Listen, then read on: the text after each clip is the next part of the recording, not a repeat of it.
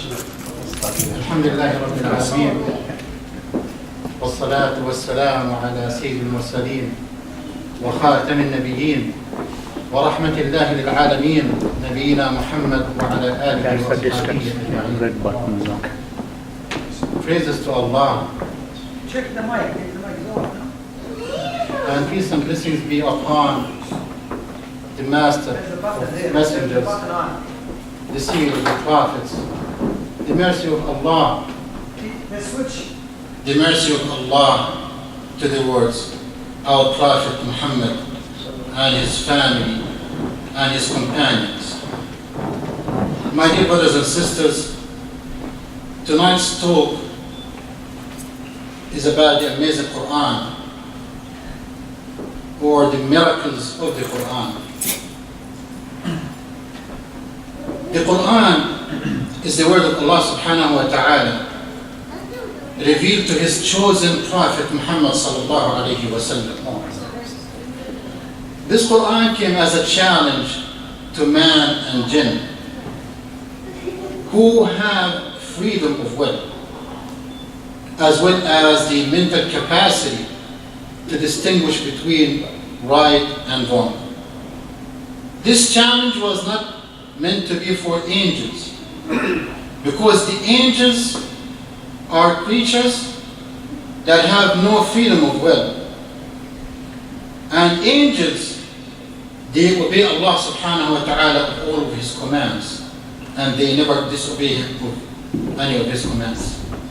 So the challenge of the Quran came to the jinn and man, as we mentioned before.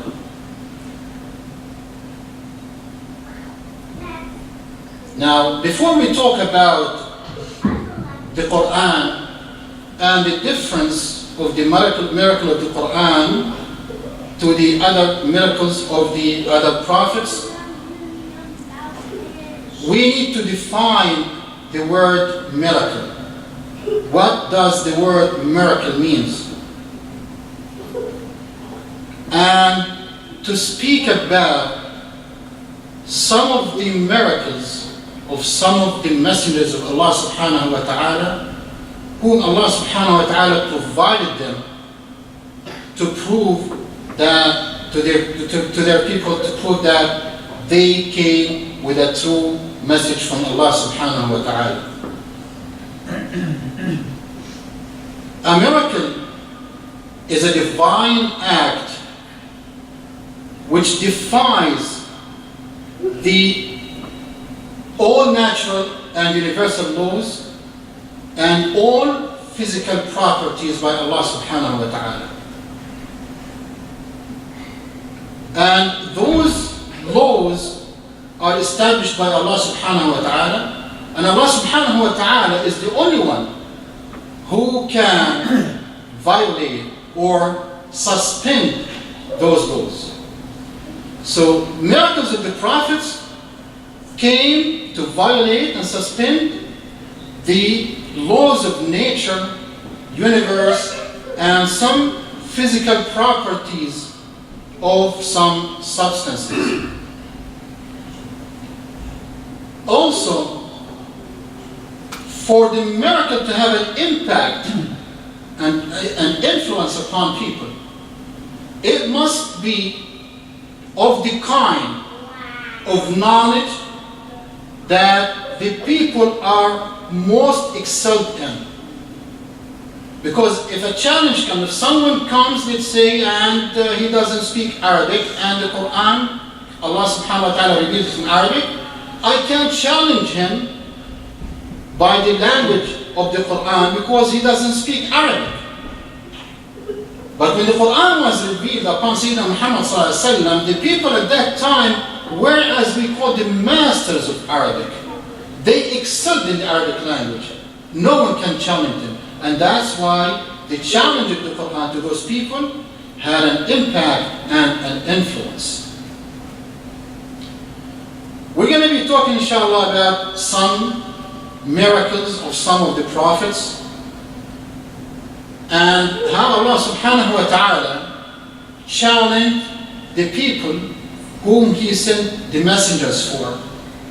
And we're going to start with our prophet Ibrahim alayhi salam.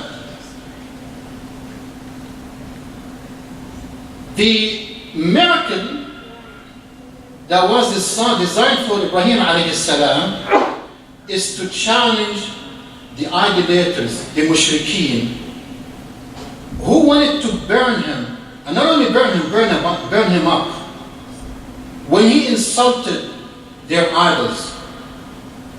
See, the story began when Ibrahim alayhi salam was a youngster, and he saw that people, they were worshipping those idols, and of course he was not convinced with that, and he started insulting them.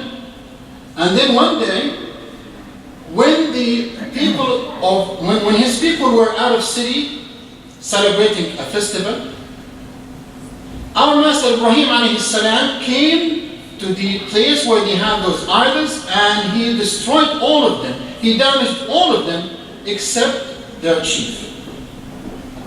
And what he did, he put the axe that he used to destroy those idols, he put it and hung it on that chief.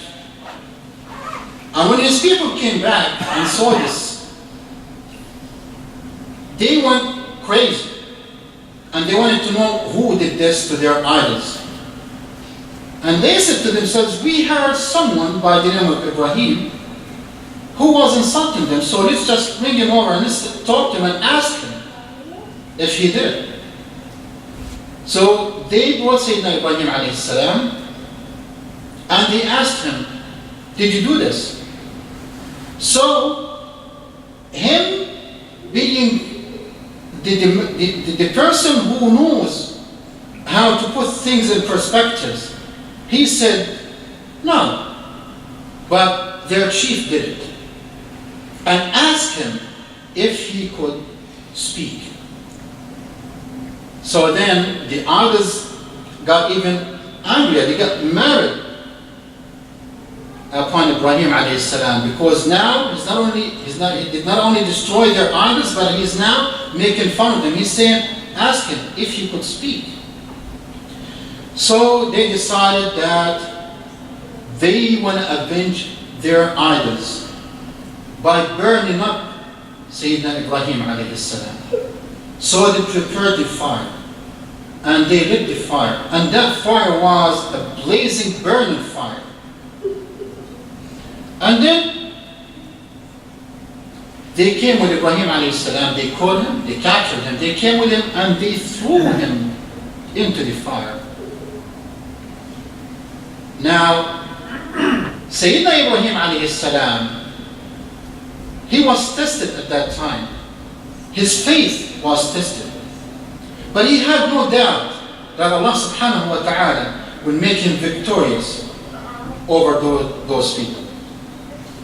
So when Ibrahim alayhi salam was inside the fire, the divine command comes to the fire by Allah subhanahu wa ta'ala, ordering the fire, commanding the fire to be cool and peace upon Ibrahim.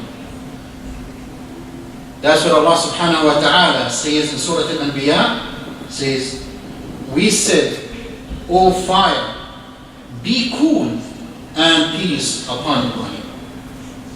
Now, the physical property of fire is to burn and harm. Now, who gave that property to the fire? It's Allah subhanahu wa ta'ala.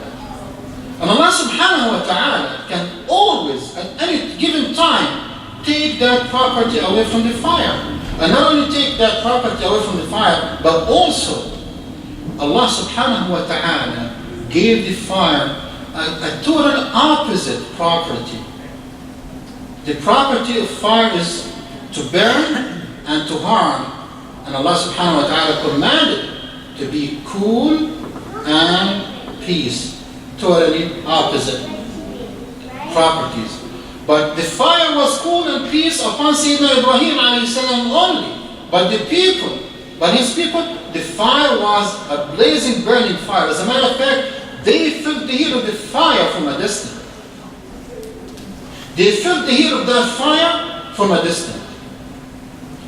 And now someone may ask and say, what is the wisdom behind this? Why did Allah subhanahu wa ta'ala have those mushrikeen capture Ibrahim alayhi salam? What he could have done, he could have had Ibrahim flee, and those idolaters would not capture him. Or he could have sent down a rain and put out the fire. But if Allah subhanahu wa ta'ala did so, there will be no miracle. And the idolaters will say, if we captured Ibrahim, we would have avenged our idolaters. Or if the rain didn't come down, we could have burned them up. But the will of Allah subhanahu wa ta'ala wished for the fire to be a blazing, burning fire, and for the idolaters to capture Ibrahim, and for Ibrahim to be thrown into the fire, and then the divine command comes for the fire. And afterwards, when the fire was put out and Ibrahim came out of the fire, unharmed, safe, that was a victory for Ibrahim alayhi salatu wassalam.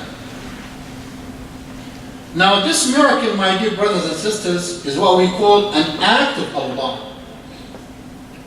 It's an action that Allah subhanahu wa ta'ala did for the Prophet Ibrahim alayhi salam. The next miracle we're going to be talking about is the miracle of Musa alayhi salam, Moses. We all know, most of us know at least, that Musa alayhi salam was sent to people who were excelled in sorcery and magic. We all know that. They were the masters of magic. They were the masters of sorcery. So it was very important that the challenge with them must be of a magical nature, but it wasn't magic, and we're going to explain that. It wasn't magic, it was a change of nature, and that's why we say a magical nature. Allah subhanahu wa ta'ala sent Musa alayhi salam and his brother Harun alayhi salam to Pharaoh. And then Sayyidina Musa alayhi salam casted he showed him a couple of signs. He threw the staff and it turns into a snake, and then he put his hand into his side and took it, and it was pure white. So the people around Pharaoh told him, this is pure magic. This guy is a magician. He is just unbelievable. So he said, what should we do? He said, gather all masters of magic. Gather all scholars of sorcery and let them challenge him. And it's not only that. He said, we're going to gather all people to see that Musa was lying. He by no means a messenger of Allah subhanahu wa ta'ala. So what they did is they gathered all those magicians, all those scholars in sorcery, and even Pharaoh told him that if you win, if you beat him, then you're going to be among the closest to me. So that was a reward for them, being the closest to Pharaoh. That means they just, whatever they want, they will get.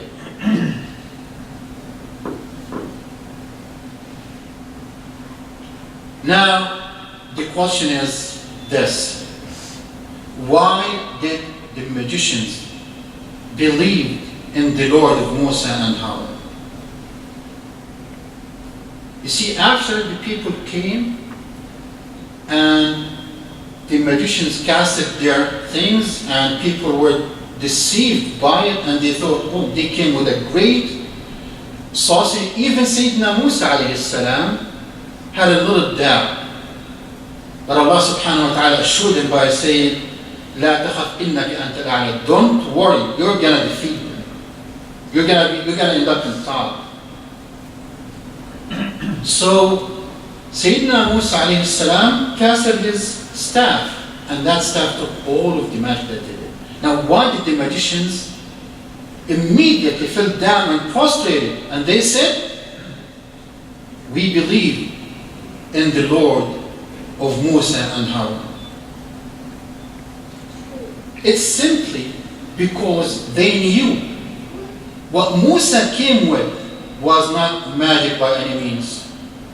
And again, those magicians were the masters of magic. They were the masters of sorcery. So they knew every trick in the book that has to deal with magic. But they realized and they know that what they witnessed was not sorcery. What they witnessed was not magic. What they witnessed was not an illusion. What they witnessed was not a deception to the eye. What they witnessed was simply a true change of nature. The staff changed into a snake. And the only one who is capable of doing so is the Lord of the creatures. That's the only one. So immediately they knew that what Musa came was not magic, it was a miracle. And that's why they fell down and prostrated and they said, we believe in the Lord of the worlds, the Lord of Musa and Harun. This, my dear brothers and sisters, was also an act of Allah. And I like to stress on the word act because this word will have a meaning later on when we discuss or when we talk about the difference between or the differences between the Quran as a miracle and the miracles of all other messengers of Allah subhanahu wa ta'ala. Another miracle of Musa alayhi salam is when he hit or stroked the sea by his staff and that sea parted into great towering mountains. Now, as we all know, after the magicians believed and some people followed Musa alayhi salam, Pharaoh decided that he just want to get rid of all of them, so they started chasing them. And when they came close to the sea, Musa and the followers looked and they saw, okay, the sea is right there. Then, when they turned back, they saw Pharaoh and his soldiers on the other side. And that's what Allah subhanahu wa ta'ala says, فَلَمَّا تَرَاءَ الْجَمْعَانِ فَلَمَّا تَرَاءَ الْجَمْعَانِ, meaning when both parties saw each other. Now, we as humans, definitely the first thing that we're going to think of, that's it, certainly we're going to be caught. There is no escape. The sea is in front of us. Pharaoh and his soldiers are behind us. So there is no escape. And again, this is by the human nature. And that is true. But the companions of Musa alayhi salam did not realize that Musa alayhi salam never promised them that he will save them by his omnipotency. He never claimed so. He knew that Allah subhanahu wa ta'ala will save him. He knew that Allah subhanahu wa ta'ala would not let him down. He had no doubt. So, his companions said, definitely, or indeed, we will be caught. Then Sayyidina Musa alayhi salam says in a full mouth, with his full mouth, and he says, no. He said, no, with a full mouth. He said, with me is my Lord. He will guide me. So Musa alayhi salam referred the matter to Allah subhanahu wa ta'ala, and he knew that he would be saved by the omnipotency of Allah subhanahu wa ta'ala, not by his omnipotency or the omnipotency of his companions. So that's when Allah subhanahu wa ta'ala inspired Musa to hit the sea with the staff. And then the nature or the law of war is suspended or violated immediately. We all know that the law of water, the nature of water is it has to be leveled. In other words, you can't have the water high in one side and low in another side. If you get a tub, a cup, anything, you put water in it, the water is level. Even if you tilt the cup, the water remains level. But when Musa alayhi salam struck the sea, something happened. That physical property, that law of water, did not work no more. By the will of Allah subhanahu wa ta'ala, by the command of Allah subhanahu wa ta'ala, that sea parted and became great towering mountain with a path in it for Musa alayhi salam and his followers to cross the sea. And that's what happened. So Musa alayhi salam and his followers, they crossed the sea. Then Pharaoh and his army came to cross the sea, and once they were in the middle, Allah subhanahu wa ta'ala commanded the water, commanded the sea to go back to its natural law. So Pharaoh and his followers drowned. And by the way, Pharaoh at that time, when he was certain of death, he said, I believe in the Lord who Bani Israel have believed in. Because he wanted to get away with it. But of course, that repentance, that way of repentance will not be accepted because he was certain, he was assured of death. Now we go also to the magic word. This miracle was also an act of Allah subhanahu wa ta'ala.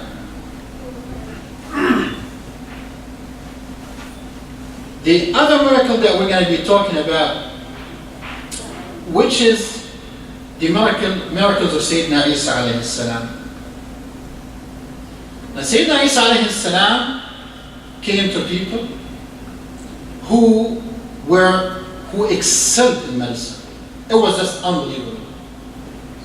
So he challenged them with that. But what he came up with was not a magic, or what he came with was pure miracles from Allah subhanahu wa ta'ala. So what he did, he restored the sight to the blind. He cured the lepers. And even he did something by the will of Allah subhanahu wa ta'ala that no one could do, which he revived the dead by the will of Allah subhanahu wa ta'ala. Now again, we go back to our magic word, which is, this was an act of Allah subhanahu wa ta'ala. Meaning, Sayyidina Isa, when he was curing, he was touching the person and he would be cured. And that's an act of miracle performed through Isa alayhi salam by Allah subhanahu wa ta'ala. Now when we talk about those miracles and we think about those miracles, someone will come and say, hey, medicine now can cure the sight. They can cure the leper. But of course nobody can revive the dead. But we say, no other mortal being is capable of curing leprosy and restoring sight by touching. It will never happen. And this is why the miracles of the messengers of Allah subhanahu wa ta'ala will remain miracles, because simply they are acts of Allah subhanahu wa ta'ala. So no mortal being can restore sight to anyone just by touching, or can cure the leper just by touching. And that's what Sayyidina Isa alayhi salam did. By touching, he cured. No other mortal could sit in a blazing, burning fire and does not get burned? No way. He's going to be burned up. Because simply, that miracle was meant to be for Sayyidina Ibrahim alayhi salam. And only Ibrahim. And as we said before, fire was cool and peace upon Sayyidina Ibrahim alayhi salam. But for the other people, it was still a burning, blazing fire. They felt the heat from a distance. So again, this miracle of Allah subhanahu wa ta'ala, this act of Allah, will be an act of miracle until the day of judgment. Also, when we talk about the parting of the sea, no moral being can hit the sea with a staff and do the miracle that Sayyidina Musa alayhi salam did. So, divine miracles will continue to challenge mankind until the day of resurrection. With this, my dear brothers and sisters, I would like to conclude this talk, and this was like an introduction to the main topic, which is the amazing Quran, or the miracle of the Quran. This was as an introduction, and inshallah on our next talk, which we'll let you know when is it going to be, we'll continue our second part and talk about the differences between the miracle of the Quran and the miracle of other messengers of Allah. We ask Allah subhanahu wa ta'ala to make us of those who listen to the speech and follow the best of it. جعلنا الله وإياكم من الذين يستمعون القول فيتبعون أحسنه وآخر دعوانا أن الحمد لله رب العالمين وصلى الله وسلم وبارك على نبينا محمد وعلى آله وأصحابه أجمعين والسلام عليكم ورحمة الله تعالى وبركاته.